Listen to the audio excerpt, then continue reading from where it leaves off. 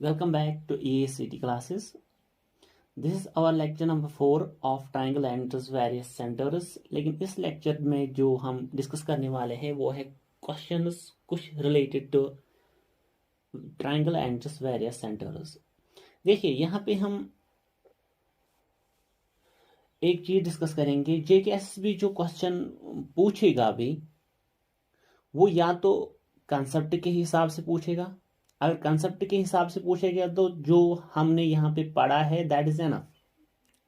उन कंसेप्ट के बाहर और कोई कंसेप्ट है ही नहीं regarding triangle and its various centres. लेकिन अब मैंने जो क्वेश्चन लाए हैं मैं ये नहीं कहता हूं कि इन्हीं में से आएंगे, but related to these things यहाँ पे और भी कंसेप्ट्स क्लियर होंगे या जो कंसेप्ट्स हमने पढ़े हैं उनमें से कुछ कंसेप्ट्स का रिवीजन भी होगा इन क्वेश्चंस की हेल्प से।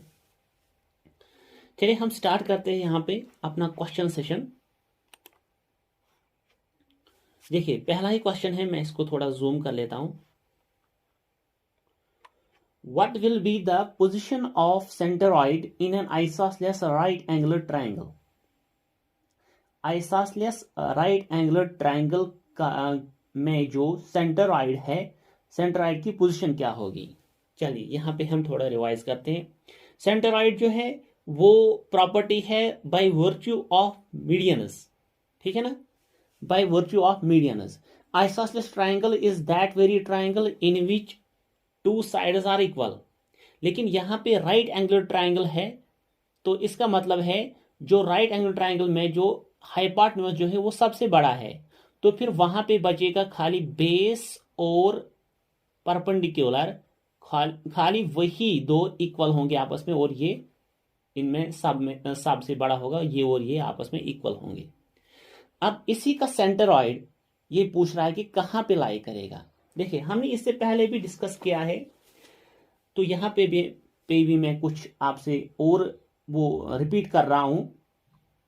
सेंटरॉइड एंड इन सेंटर जो है वो हर एक ट्राइंगल के लिए इनसाइड ही है।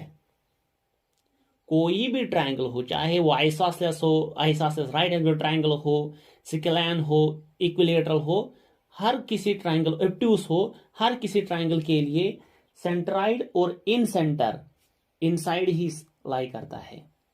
लेकिन सर्कम सेंटर की बात की थी हमने। सर्कम सेंटर जो है वो ऑब्ट्यूस एंगुलर ट्राइंगल के लिए आउटसाइड लाई करता है। सर्कम सेंटर, सर्कम सेंटर जो है वो लाई करता है ऑब्ट्यूस एंगुलर ट्राइंगल के बाहर। सर्कम सेंटर क्या है? वो प्रॉपर्टी है bye virtue of perpendicular bisectors, ठीक है ना। ओके, और वही सर्कम सेंटर जो है वो in the mid of the hypotenuse in right angular triangle lie करता है। यहां पे मैं बताऊंगा ये राइट एंगुलर ट्राइंगल है। सर्कम सेंटर देखो यहाँ पे सेंटरॉइड है और मैं बात कर रहा हूं सर्कम सेंटर की। सर्कम सेंटर जो है वो लाई करता है in the middle of the hypotenuse of right angular triangle. हो गया ये क्लियर? और आर्थो सेंटर जो है वो लाई करता है inside of acute angular triangle. देखिए आर्थो सेंटर की थोड़ा वेरिएशन है यहाँ पे, देखिए देखना आप। आर्थो सेंटर जो है वो एक्यूट एंगल ट्राइंगल के लिए इनसाइड है, लेकिन यही ortho centre obtuse angular triangle के लिए भी आउटसाइड है।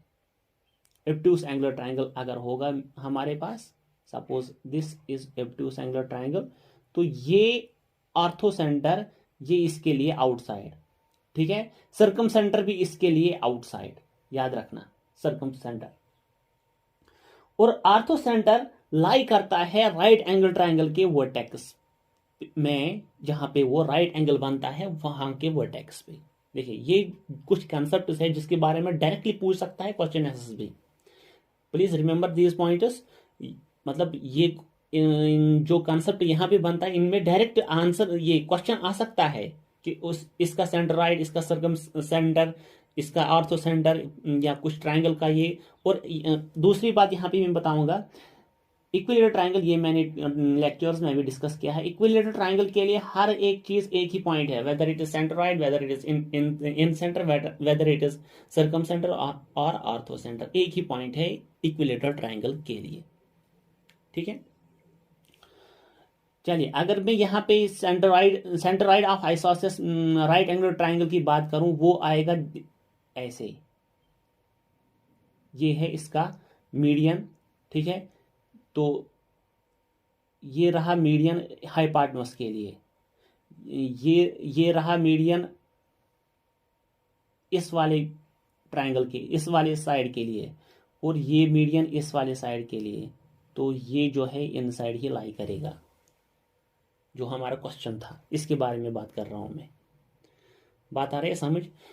और यहाँ पे एक और चीज मैं यहाँ पे बताऊंगा आपको। देखिए ये मैंने फिर से राइट एंगल ट्राइंगल बनाया, लेकिन ये फिर से आइसोसेलेस बना रहा हूं मैं। ये साइड और ये साइड इक्वल है। यहाँ पे ये मिड पॉइंट होगा और ये इसके साथ कनेक्ट होगा, तो ये बन गया हमारा मीडियन। यहाँ पे suppose this is the mid point and this will be the median. ये जो पहला मीडियन है ये वाला, और इस वाले मीडियन में डिफरेंस क्या है? ये पहला मीडियन जो है ये एंगल बाइसेक्टर भी होगा, याद रखना, लेकिन ये वाला मीडियन एंगल बाइसेक्टर नहीं होगा। क्यों? इसकी खास वजह यह है कि जिस वर्टेक्स से ये जा रहा है उस वर्टेक्स के दोनों आर्म जो है वो इक्वल है। दैट इज वाई ये एंगल बाइसेक्टर भी बनेगा, और इवन ये मीडियन जो है ये आल्टीट्यूड भी होगा यहां पे। इसका मतलब है कि अगर कोई आइसोसेलेस ट्रायंगल होगा जहां पे जो आइसोसेलेस ट्रायंगल की जो दो साइड्स इक्वल है, वो जो वर्टेक्स बनाएंगे वहां से जो भी मीडियन आएगा वो एंगल बाइसेक्टर होगा, और इवन वो आल्टीट्यूड भी होगा। मेक योर रिमेंबर, ठीक है। Only for isosceles triangle. Equilateral triangle के लिए भी, क्योंकि उसके अगर ये इक्विलेटरल ट्रायंगल है, यहां से मैं मीडियन डालूंगा, ये परपेंडिकुलर भी होगा यहाँ पे, और ये एंगल बाइसेक्टर भी होगा। अगर यहां से डालूंगा तो ये परपेंडिकुलर भी होगा और एंगल बाइसेक्टर भी होगा। यहां से डालूंगा ये परपेंडिकुलर भी होगा और एंगल बाइसेक्टर भी होगा। दैट इज वाई देखो, ये एंगल बाइसेक्टर तो इन सेंटर की प्रॉपर्टी, ये परपेंडिकुलर तो सर्कमसेंटर की प्रॉपर्टी, ये मीडियन तो सेंटरॉइड की प्रॉपर्टी, ये परपेंडिकुलर बाइसेक्टर तो ये ऑर्थो सेंटर की property. That is why equilateral triangle के लिए हर एक सेंटर जो है वो एक ही सेंटर है। तो इसके लिए आंसर जो है वो इनसाइड आएगा। On the hypotenuse of a triangle होगा सर्कमसेंटर होगा ऑर्थो सेंटर, ऑन हाइपोटेन्यूज जो मतलब होगा वो सर्कमसेंटर होगा राइट एंगल ट्रायंगल के लिए। इसके लिए ऑर्थो सेंटर जो है वो एट राइट एंगल होगा, ठीक है। और यहां बात हो रही है सेंटरॉइड की, वो इनसाइड होगा। आउटसाइड कुछ नहीं है। नेक्स्ट क्वेश्चन की तरफ चलते हैं हम। जूम कर लेता हूं मैं। देखिए क्वेश्चन क्या है। क्वेश्चन है in figure this shown below AD, BE and CF are all medians of triangle ABC and GH is parallel to BC। GH जो है वो पैरेलल है BC के। If BH is 10 centimeter, then what is the length of AB? AB की length पूछ रहा है। देखिए यहां पे फिगर जो है वो इस तरह की है कुछ। इस फिगर को मैं अब जूम कर लेता हूं। यहां पे BH जो है वो 10 सेंटीमीटर है। BH 10 सेंटीमीटर मीन्स यहां से यहां तक की डिस्टेंस 10 सेंटीमीटर है, और हमें पूछ रहा है पूरी डिस्टेंस बताइए। देखिए अब ये जो BECF एंड AD जो है ये मीडियनस है, ये इंटरसेक्ट कर रहे हैं इस वाले पॉइंट पे। इसका मतलब है ये सेंटरॉइड है, and you know centroid divides the median in the ratio of 2:1। Centroid जो है वो मीडियन को डिवाइड कर रहा है 2:1 में, ठीक है। लेकिन ये यहां पे पैरेलल जा रहा है, GH जो है वो पैरेलल है। अगर मैं बात करूं यहां पे इस वाले ट्राइंगल की ADB, और ये पॉइंट जो है ये 2:1 रेशो में इसने इसको डिवाइड किया है, और ये लाइन पैरेलल जा रही है। ये यहां से यहां तक 10 है, हमें पूछ रहा है यहां से यहां तक कितना होगा। देखिए यहां पे एक थॉर्म इसको गवर्न कर रही है। देखो मैंने आपको बोला कि और भी कंसेप्ट आपके साथ क्लियर होंगे। थॉर्म जो है वो ये है कि अगर किसी ट्रायंगल में कोई लाइन पैरेलल जा रही है दो साइड्स को इंटरसेक्ट करते हुए, ठीक है, ये लाइन जो है ये तीसरी साइड को पैरेलल है और इंटरसेक्ट करके जा रही है इस साइड और इस साइड को, तो फिर जो साइड्स इसने इंटरसेक्ट किए हैं वो इसको इंटरसेक्ट करेगी प्रपोर्शनली मीन्स जो रेशो यहां से होगा वही रेशो यहां से यहां तक का होगा। फिर से मैं बता रहा हूं, it is also called basic proportional theorem, ये आप चेक भी कर सकते हो। एक लाइन जो है वो पैरेलल है किसी एक साइड के ट्रायंगल को और इंटरसेक्ट कर रही है बाकी दो साइड जो वहां पे बचे हैं, तो ये इंटरसेक्ट करेगी बाकी दो साइड्स को प्रपोर्शनली मीन्स जो रेशो यहां से यहां तक होगा वही रेशो यहां से यहां तक है। सो यहां से यहां तक का रेशो 2:1 है, ये हमें पता है by the property of centroid of a triangle. So अगर ये 1 10 के बराबर है, 2 फिर 20 के बराबर है, दिस इज कॉल्ड प्रोपोर्शनलिटी। तो ए और बी पूछ रहा है 10 + 20 आंसर इज 30। आई होप ये आपको क्लियर होगा। और यहां से ही आपको मिड पॉइंट थ्योरम और एक यहां पे मैं आपको क्लियर करूंगा, एक और थ्योरम मिड पॉइंट थ्योरम, इसी बेसिस पे है वो mid point theorem. Mid point theorem बोल रही है कि अगर कोई लाइन एक साइड के मिड पॉइंट से जा रही है पैरेलल अपोजिट साइड को, मतलब यहां पे मैं मिड पॉइंट डाल रहा हूं इस साइड को और एक लाइन ड्रा कर रहा हूं वो पैरेलल है इस साइड के, ये जो लाइन है ये इंटरसेक्ट करेगी इसको भी मिड पॉइंट पे ही, this is called mid point theorem.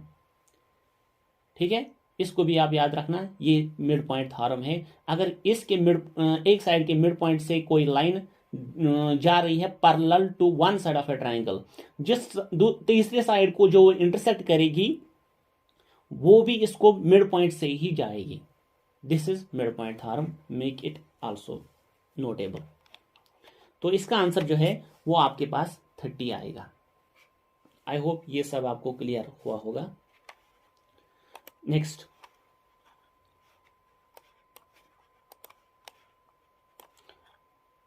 Question जो है, AC is the diameter of circumcircle of a triangle ABC chord ED is parallel to diameter AC. If angle CBE is equal to 50 degree, then the measure of angle DEC is. बहुत ही अच्छा question है। देखिए यहां पे circum circle आ गया, circum circle मैंने आपने lectures में डिस्कस किया है क्या होता है, यहां पे भी मैं डिस्कस करूंगा, थोड़ा सा आपको बताऊंगा सर्कम सर्कल क्या होता है। अगर कोई सर्कल है उसने अपने अंदर एक ट्रायंगल लिया है तो उसको कहते हैं हम सर्कम सर्कल। ठीक है, अगर कोई ट्रायंगल है उस ट्रायंगल ने अपने अंदर एक सर्कल लिया है उसको कहते हैं इन सर्कल या inscribing circle, this is called circumscribing circle, this is called incircle, in your inscribing circle. ठीक है, यहाँ ये सर्कल ऐसे भी हो सकता है, ऐसे ट्रायंगल, लेकिन ये मैंने अकॉर्डिंग टू डायग्राम क्वेश्चन बनाए फिगर, ये वाली फिगर अकॉर्डिंग टू क्वेश्चन है और ये जनरल फिगर है फॉर सर्कमस्क्राइबिंग सर्कल। यहां पे ट्रायंगल ABC है, इसका AC जो है वो डायमीटर है, दैट इज वाई मैंने ये हाफ पे ही डाला, ये सेंटर मान लिया मैंने सर्कल का, AC फिर डायमीटर बन गया और ABC हमारा रिक्वायर्ड ट्रायंगल है। एक और कॉर्ड आ रहा है, chord is that line segment which intersects और which meets at 2 points of the circle, जो ज्वाइन करता है 2 पॉइंट्स ऑफ सर्कल के, उसको कहते हैं हम कॉर्ड। और longest chord of a circle is always diameter. AC और ED जो है ये पैरेलल है, याद रखना। और हमें बोल रहा है angle CBE is equal to 50। CBE that means we have to join E।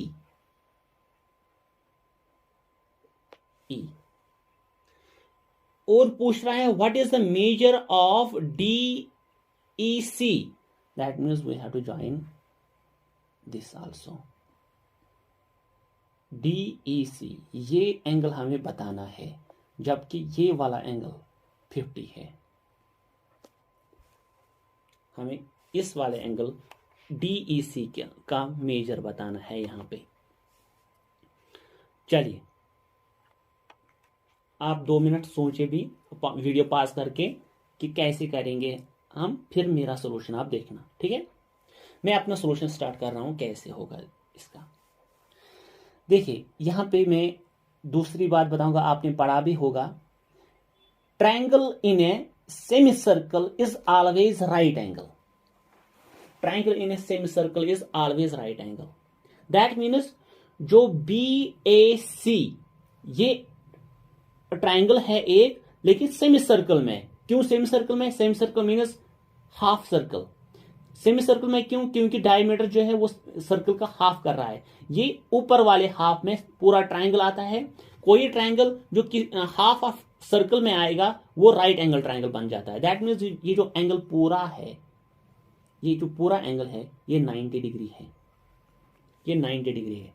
इसमें से इसने बताया ये वाला पोर्शन जो है ये 50 है। दिस इंडिकेट्स दैट ये वाला पोर्शन जो है वो 40 है। आई होप ये आपको क्लियर हुआ होगा, ये 40 है, ठीक है। Which angle? एंगल का नाम बताऊंगा मैं, angle ABE। Angle ABE is 40 degree and इसमें से EBC 50 डिग्री, और पूरा जो एंगल ABC 90 डिग्री। 90 डिग्री कैसे आया? क्योंकि यही angle in semi circle is 90 degree. ये एक थॉरम है। दैट मीन्स ABC जो है वो 90 डिग्री है। इसमें से ये 40, ये 50। आया समझ? ठीक है। देखिए कितने कॉन्सेप्ट इसमें से जुड़े हुए हैं। बहुत सारे कॉन्सेप्ट है जो इसके साथ यहां पे जुड़े हैं। अब हमें ये एंगल पूछ रहा है, ये एंगल, ठीक है ना। देखिए यहां पे अगर मैं AE को ज्वाइन करूं, AE को ज्वाइन करूं तो बताओ AE क्या बनेगा? डेफिनेटली ये 2 पॉइंट्स को ज्वाइन कर रहा है। कोई भी लाइन जो सर्कल के इनसाइड 2 पॉइंट्स को ज्वाइन करेगा वो कहता है कॉर्ड, ठीक है ना। जैसे कि AD इसने कॉर्ड दिया है, ED is a chord, ED is a chord, ठीक है। AC is also a chord. तो मैंने यहाँ पे AE ज्वाइन किया तो ये भी कॉर्ड बन गया। बहुत सारे कॉर्ड हो सकते हैं एक ट्रायंगल के लिए। इसी तरह A भी एक कॉर्ड है, BC भी कॉर्ड है, ठीक है। तो फिर यहां पे आपने पढ़ी भी होगी, आई डोंट नो आपने पढ़ी है थॉरम या नहीं। थॉरम है कि अगर एक कॉर्ड है वो सर्कल के साइड में, सर्कल के एक ही साइड में इक्वल एंगल सबटेंड कर रहा है, ठीक है। ये chord suppose this is MN, इस कॉर्ड ने 2 एंगल सबटेंड किए हैं सर्कल के एक ही साइड पे या एक ही आर्क पे। आर्क मतलब इस MN कॉर्ड ने इस सर्कल को 2 आर्क्स में डिवाइड किया है। एक ऊपर ये वाली आर्क और दूसरी ये वाली आर्क। एक ही आर्क पे सबटेंड हो रहे हैं सर्कल ये एंगल, ठीक है।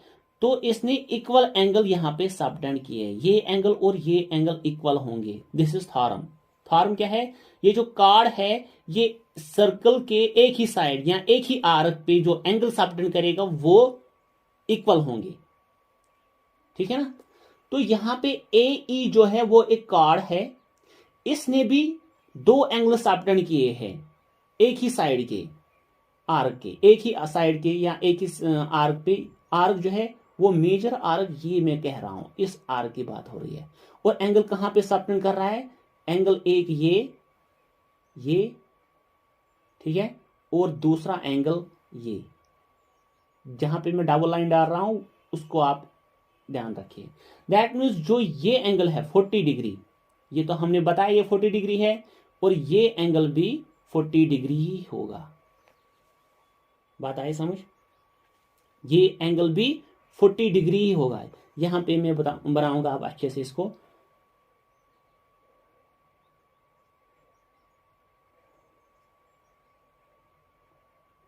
ये एंगल 40 डिग्री और ये एंगल 40 डिग्री, ठीक है। सो इस वाले कॉर्ड ने AE ने इक्वल एंगल सबटेंड किया है सर्कल के एक ही साइड में, लेकिन यहां से एक लाइन जा रही है ऐसे AC, इसका नाम है AC, C है वहां पे, AC बन गया, ठीक है। और यहां से दूसरी लाइन जा रही है। अब यहां पे एक और कंसेप्ट बताऊंगा मैं। देखिए कितने कंसेप्ट आपको ज्योमेट्री के लिए क्लियर हो रहे हैं, और सारे के सारे यूजफुल है, कहीं ना कहीं आपके यूज में आएंगे ये सारे। यहां पे AC लाइन है, सॉरी, यहां पे AC लाइन है, यहां पे ED लाइन है। ये दो लाइन्स क्या है आपस में, कोई बता सकता है? These are parallel. ये पहले ही क्वेश्चन में बता रहा है, दीज आर पैरेलल। और यहां से EC ज्वाइन हो रहा है इसके साथ।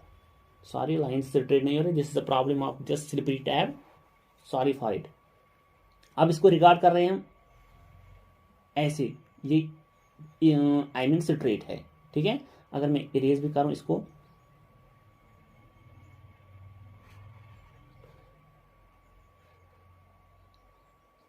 अब ये स्ट्रेट है। यहां पे ये वाला एंगल हमने निकाला है ACE 40 डिग्री। अब हमें ये पूछ रहा है ये भी 40 होगा। जो मैथमेटिक्स बैकग्राउंड, जिनका थोड़ा सा बैकग्राउंड, उनको समझ आया होगा कि कैसे। अब मैं यहां पे बताऊंगा आपको कैसे ये क्यों इक्वल होंगे। देखिए ये एक लाइन है, ये दूसरी लाइन है, obviously lines are not parallel, ठीक है। यहां से एक दूसरी लाइन आ रही है, इसको कहते हैं ट्रांसवर्सल, या जैसे कि यहां ऐसे है, ये ट्रांसवर्सल है, ठीक है। ये मैंने ट्रांसवर्सल डाली है। इस एंगल और इस एंगल का नाम अल्टरनेट इंटीरियर एंगल है। अल्टरनेट मीन्स ट्रांसवर्सल के उस साइड और इस साइड, इंटीरियर मीन्स ये अंदर की तरफ आए। इन एंगल्स का नाम होता है अल्टरनेट इंटीरियर एंगल्स, ठीक है। इन अल्टरनेट इंटीरियर एंगल्स के बारे में आपको जानना है कि ये इक्वल होते हैं तब जब लाइन्स जिनके बीच ये बन गए हैं ये एंगल्स, ये जब लाइन्स पैरेलल होते हैं तब ये इक्वल होते हैं अल्टरनेट इंटीरियर एंगल्स। हमारे कंडीशन भी वही है, AC और ED जो है वो पैरेलल है। Angle this and this, these are alternate interior angles. That is why हमने कहा कि ये 40 है, इसीलिए ये भी 40 है, क्योंकि ये अल्टरनेट इंटीरियर एंगल्स है। और हमें क्वेश्चन में यही पूछ रहा था, what is the measure of DEC, hence our answer is 40 degree. Sorry मैंने यहाँ ऑप्शन नहीं रखे हैं, but answer is 40 degree. Okay, मैंने यहाँ पे आपको जो कंसेप्ट है, 2-3 कंसेप्ट यहाँ पे आ गए आपके पास, आप सब इनको फिर से देखना, सो क्लियर होगा। चलो ये पैरेलल लाइन वाला फिर से मैं बताऊंगा। देखिए एक लाइन है, अगर ये पैरेलल है तो फिर अल्टरनेट इंटीरियर एंगल्स इक्वल है। अगर ये पैरेलल नहीं है तो फिर अल्टरनेट इंटीरियर एंगल्स इक्वल नहीं होंगे। बात आई समझ? ये और ये अल्टरनेट, दैट इज वाई ये और ये इक्वल। देखिए यहां पे एक और बात, अब ये लाइन्स पैरेलल है, अब ये लाइन्स पैरेलल है, यहां पे ये और ये अल्टरनेट आ गए, ये और ये भी आपस में अल्टरनेट आएंगे, ये और ये आपस में एडजेसेंट इंटीरियर एंगल्स कहेंगे। ये सप्लीमेंट्री होते हैं, मींस इनका सम 180 होता है, ठीक है। ये और ये इनको कहते हैं कॉरस्पॉन्डिंग एंगल्स, ये इक्वल होते हैं, ये कॉरस्पॉन्डिंग एंगल्स होते हैं, ये इक्वल होते हैं। ये एंगल और ये एंगल, ये एंगल और ये एंगल, इनको कहते हैं वर्टिकली अपोजिट एंगल। चलिए एक जगह मैं क्लियर करूंगा, मतलब दूसरी जगह पे आपको ये क्लियर करूंगा वर्टिकली अपोजिट एंगल्स क्या होते हैं। वर्टिकली अपोजिट एंगल्स वो होते हैं जब एक लाइन, स्ट्रेट लाइन दूसरी स्ट्रेट लाइन को इंटरसेक्ट करेगी, जो इनके बीच का एंगल बनेगा, ये वाला एंगल बन गया और ये वाला एंगल बन गया, ये वाला एंगल और ये वाला एंगल ये आपस में इक्वल होंगी। दैट मीन सिंगल लाइन वाली एंगल सिंगल लाइन एंगल के बराबर होगी और डबल लाइन एंगल वाला डबल लाइन एंगल के बराबर हो। These are called vertically opposite angles. ये तब होता है जब स्ट्रेट लाइन्स इंटरसेक्ट कर रहे हैं। जब नॉन स्ट्रेट लाइन्स इंटरसेक्ट नहीं करेंगे, मतलब करेंगे, तब ये इक्वल नहीं होंगे। फॉर एग्जाम्पल ये यहाँ पे मैं बताऊंगा, ये एक लाइन आ रही है, ये एक लाइन आ रही है, यहां से एक ऐसे, लेकिन ये यहां से ऐसे जाएगी। उस टाइम आप ये नहीं कह सकते कि these are vertically opposite angles and hence equal. नहीं, यहाँ पे बिल्कुल दो स्ट्रेट लाइन्स ने इंटरसेक्ट नहीं किया है। ये तब होगा जब स्ट्रेट लाइन्स इंटरसेक्ट कर रहे हैं, ये और ये और ये आपस में इक्वल होंगे। ये इक्वल होगा इसके, ये इक्वल होगा इसके। These are called vertically opposite angles. आपको क्वेश्चन भी समझ आया होगा। चलिए नेक्स्ट क्वेश्चन की तरफ। क्वेश्चन जो है वो ये है, इन ट्रायंगल एबीसी,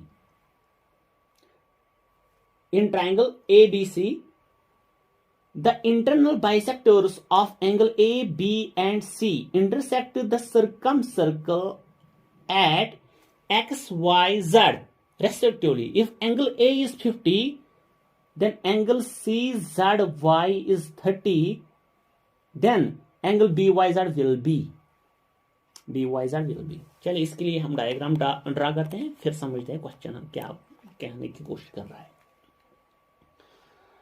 पहले ही हमें सर्कम सर्कल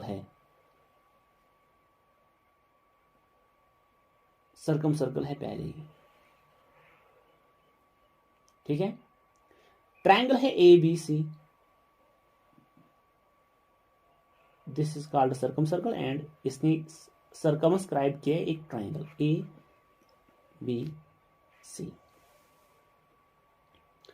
जो internal bisectors of angle A, ये इसका बाइसेक्टर एंगल A का, ये इंटरसेक्ट कर रहा है सर्कम सर्कल एट X। ये इसको X पे इंटरसेक्ट कर रहा है। इसका एंगल बाइसेक्टर Y पे क्वेश्चन बता रहा है। इसका इंटरनल बाइसेक्टर Z पे, ठीक है ना। यहां पे बता रहा है कि एंगल A जो है वो 50 है। एंगल A जो है वो 50 है। एंगल CZY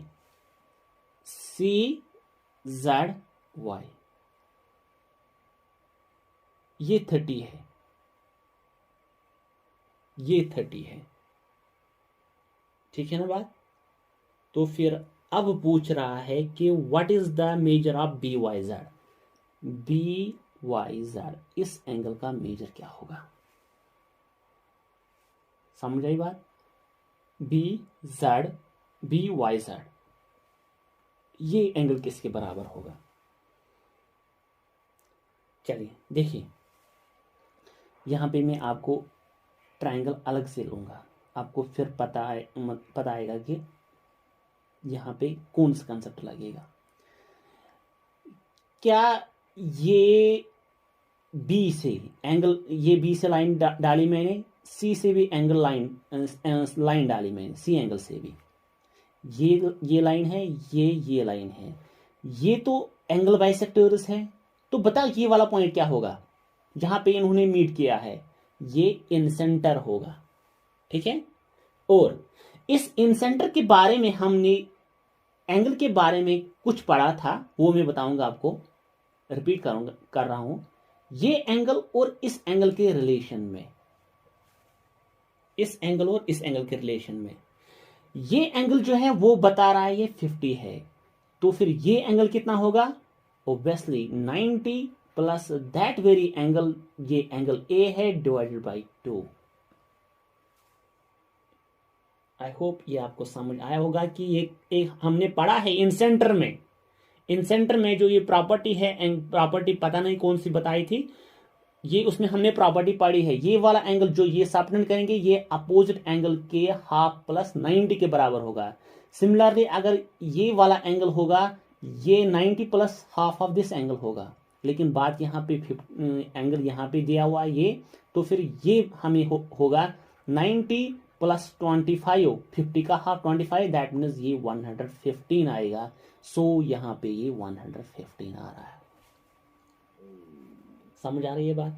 सो अब देखिए वही फिर से वर्टिकली अपोजिट वाला कंसेप्ट आ गया। देखिए ये बी वाई, ये जेड सी, ये बी वाई और ये Z C Y, B Y और ये जेड सी, और ये हमें निकला 115।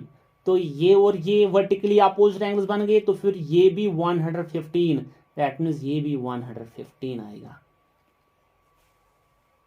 आई होप आपने ये समझा होगा कि कैसे ये 115 है। ठीक है। सो अब हमारे पास चलो इस जो यहाँ पे इंटरसेक्ट हुए हैं इसका नाम रखूंगा मैं O, Z O Y एक ट्रायंगल बन गया है। इसमें से 3 एंगल्स है, 2 एंगल्स हमें पता है, तीसरा एंगल तो हम निकाल ही सकते हैं bye angle sum property. That means 150 15 sorry plus 30 जो यहाँ पे दिया हुआ है CZY 30 इज इक्वल टू 45 है ना, 145। ये माइनस होगा 180 के साथ, तो निकलेगा एंगल Y, दैट मीन्स ये निकलेगा 35।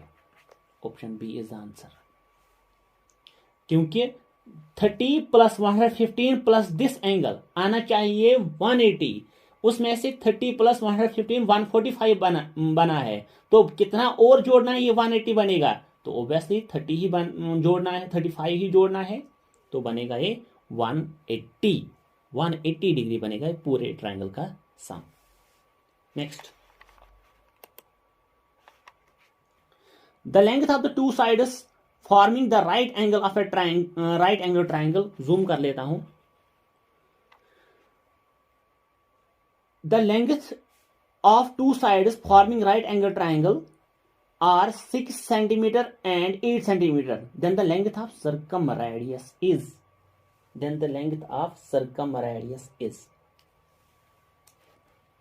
चलिए, ऑप्शन है A 6, B 4, C 5, D cannot be determined.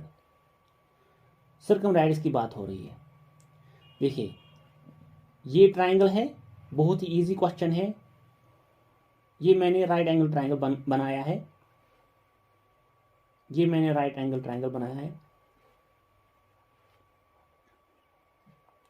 Right angle at this. तो फिर हम वो प्रॉपर्टी, सर्कमरेडियस की बात हो रही है, सर्कमरेडियस जो है वो सर्कम सेंटर से रिलेट हो रहा है, और सर्कम सेंटर जो है वो हमने पढ़ा है, सर्कम सेंटर जो राइट एंगल ट्रायंगल का है वो हाइपोटेन्यूज के मिड में लाई करता है, दैट मीन्स ये यहां पे मिड होगा। ओके, अब हम एक सर्कल सर्कमस्क्राइब करेंगे इसके। ये सर्कमस्क्राइब हो गया सर्कल, हमें इस सर्कल की रेडियस बतानी है, वही हमारी हो गई सर्कम रेडियस। आई होप आप ये समझ रहे होंगे। ठीक है, देखिए ये हमारा सर्कम सेंटर, ये इसका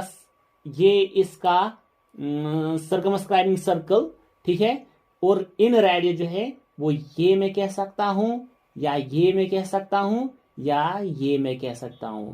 सो आपने कुछ बच्चों को हिंट मिली होगी कि हमको इसको कैसे सॉल्व करना है, हमें इसको कैसे सॉल्व करना है। फॉर एग्जांपल यहाँ पे देखिए A B C,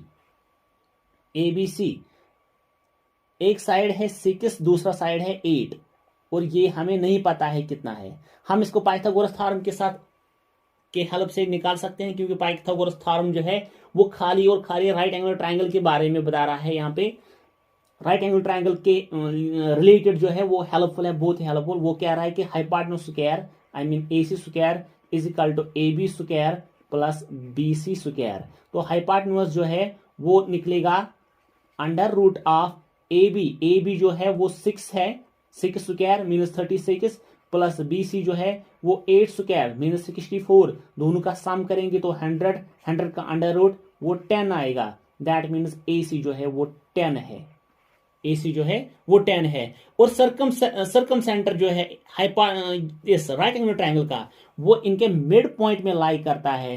that is Y यहाँ पे यहां से यहां तक, चलो इसका नाम रखूंगा मैं O, AO 5 and OC 5, AOB radius, OC भी रेडियस, कौन सी radius? Circumradius. Therefore our answer is 5 and option C is the right answer. I hope आपने ये सब समझा होगा। नेक्स्ट क्वेश्चन,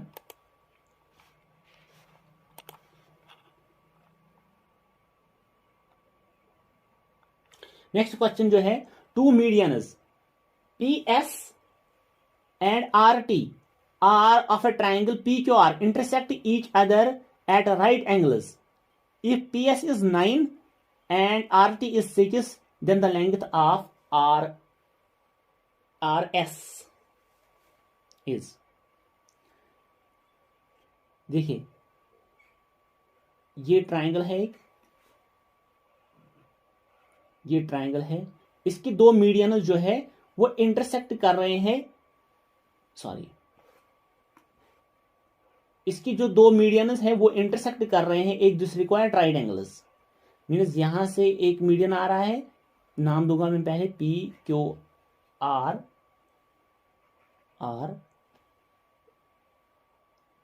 RT, ये RT, ये T यहाँ पे ये PS, ये एक दूसरे को 90 डिग्री पे मतलब मीट कर रहे हैं। ठीक है, बहुत ही अच्छा क्वेश्चन है। यहाँ पे ये PS और RT इंटरसेक्ट कर रहे हैं 90 डिग्री पे। PS जो है इसकी लेंथ जो है वो 9 सेंटीमीटर है, RT जो है वो 6 सेंटीमीटर है। हमें पूछ रहा है आप RS निकालो, ये वाला पोर्शन। ठीक है,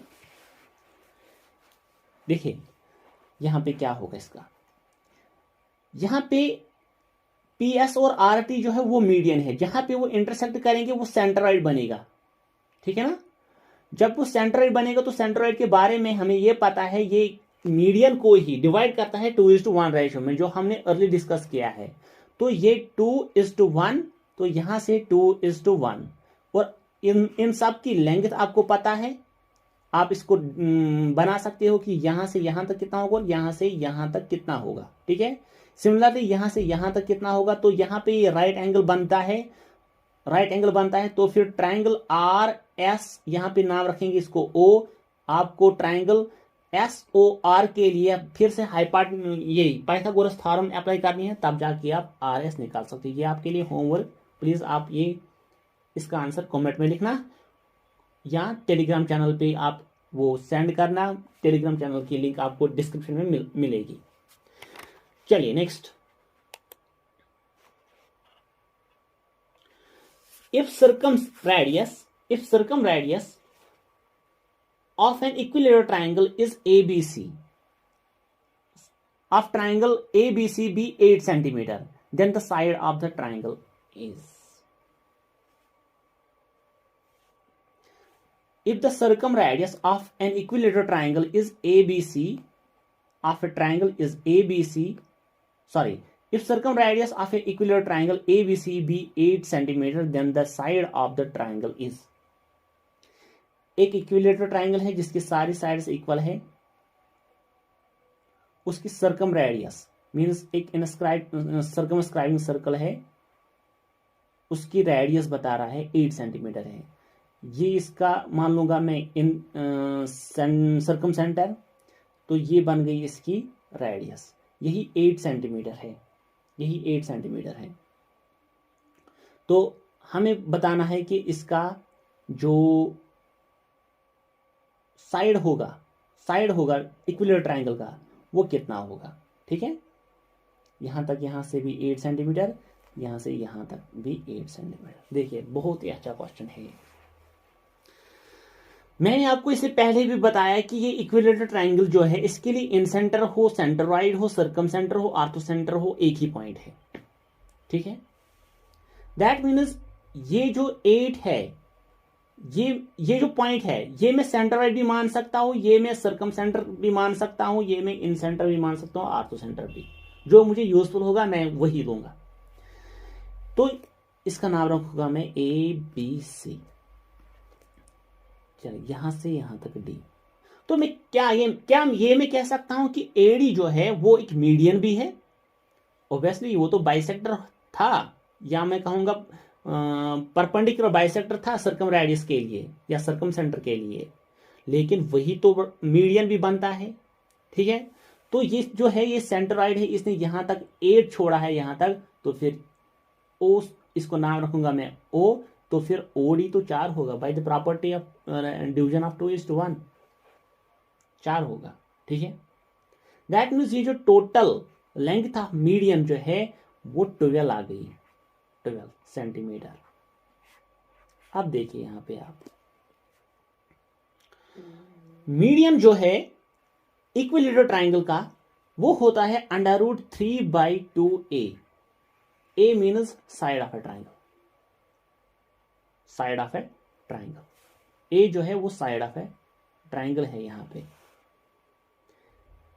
ओके, अब ये जो साइड है ये कहां से आया, ये पाइथागोरस थ्योरम की हेल्प से आ रहा है। आप ये खुद निकाल सकते हो अच्छे से। ये मीडियन की लेंथ जो है वो √3/2 ऑफ A कैसे आई। अब जो है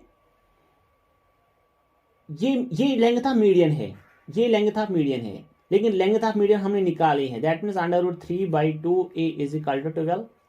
ठीक है, and A is equal to 12 into 2 divided by √3। 12 into 2 divided by √3। ठीक है, तो फिर आंसर जो है वो आएगा A इज इक्वल टू 12, वो आएगा आपको 24 डिवाइड बाई √3। ये एक साइड बन गया इक्विलेटरल ट्राइंगल का। आई होप आपने ये समझा होगा, क्योंकि इक्विलेटरल ट्राइंगल के सारे साइड जो है वो इक्वल ही है, और इस साइड के रेस्पेक्ट में मीडियन की लेंथ जो है वो ये होती है। लेकिन हमने by the method of ratio हमने निकाला है कि मीडियन की लेंथ आएगी, वही हमने इक्वेट की है, वहां से हमने A का वैल्यू निकला, वो निकला 24 डिवाइड बाई √3। आप इसको प्रॉपरली भी लिख सकते हो, 24√3 डिवाइडेड बाई 3, वो आएगा 8√3। रैशनलाइजेशन की मैंने यहाँ पे 8√3 भी होगा, जो आपको ऑप्शन में आंसर होगा वो आप क्लिक कर सकते हो। चलिए नेक्स्ट क्वेश्चन जो है वो हमारे पास है, area of triangle inscribed in an equilateral triangle is 154। Find the perimeter of that triangle. Perimeter निकालना है। देखिए क्वेश्चन जो है वो इन सर्कल के बारे में है और इक्विलेटरल ट्राइंगल, ये सर्कल और ये इक्विलेटरल ट्राइंगल इसके अंदर। ठीक है,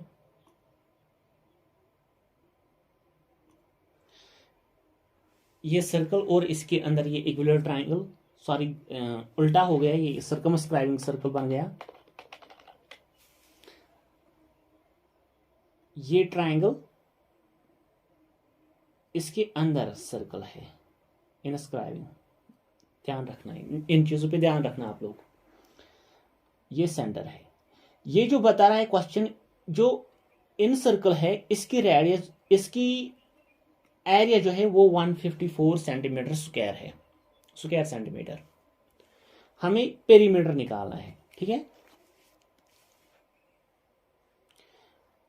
तो पहले मैं इसके बारे में आपको एक फॉर्मूला भी बताऊंगा जो हमने डिस्कस भी की है, वो मैं बीच में बताऊंगा। देखिए पहले हम कोशिश करेंगे कि इसका पेरीमीटर निकालना है, मीन्स साइड पता होनी चाहिए, सारे साइड्स की लेंथ, क्योंकि ये इक्विलेटरल ट्राइंगल है। तो अगर हमें एक ही साइड की लेंथ पता है तो फिर हम पूरे ट्राइंगल की बता सकते हैं।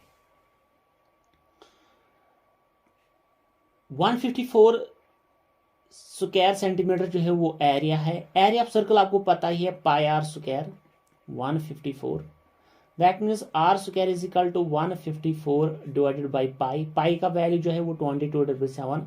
जब 22/7 मल्टीप्लाई होगा तो वो बने, सॉरी डिवाइड होगा तो वो बनेगा 7 इंटू 22/7 बाई सिंपलीफिकेशन। रेसिप्रोकल होगा इसको क्योंकि पूरा फ्रैक्शन ही डिनोमिनेटर में आ गया। तो 11 2s are 11 1 14s are 2 1s are 2 7s are। That means r square जो है वो 7 इंटू 7 निकला, और आर जो निकलेगा वो हमारा निकलेगा 7। R is 7। अब ये आर जो है वो क्या निकला, आर इन रेडियस निकली, क्योंकि इनस्क्राइबिंग सर्कल का एरिया था, जो रेडियस होगी उसको तो हम इन रेडियस ही कहेंगे, ठीक है ना। तो इन रेडियस यहां पे हमें आ गई इन रेडियस। लेकिन ट्रायंगल जो है वो इक्विलेटरल ट्रायंगल की बात हो रही है। इसके लिए इन सेंटर हो, सर्कम सेंटर हो, आर्थो सेंटर हो, सेंट्रॉइड हो, एक ही पॉइंट है। तो फिर यहां से यहां तक ये 7 निकला, तो फिर क्या मैं कह सकता हूं ये मीडियन बन गया? क्या ये मैं कह सकता हूं ये जो इन सेंटर यही सेंट्रॉइड है? तो क्या ये मैं कह सकता हूं अगर ये 7 है तो ये 14 है, तो क्या ये मैं कह सकता हूं कि इसका जो मीडियन है वो 21 निकला? मीडियन जो है वो 21 सेंटीमीटर निकला। आपने ये समझा होगा बाय द रेशो ऑफ 2:1 की हेल्प से। ओके, अब अभी हमने जो पढ़ा है कि मीडियन जो है वो √3/2a of side, √3/2 of side होता है मीडियन। लेकिन मीडियन की लेंथ हमने फिर से यहां पे निकाली है 21, तो साइड जो है वो 42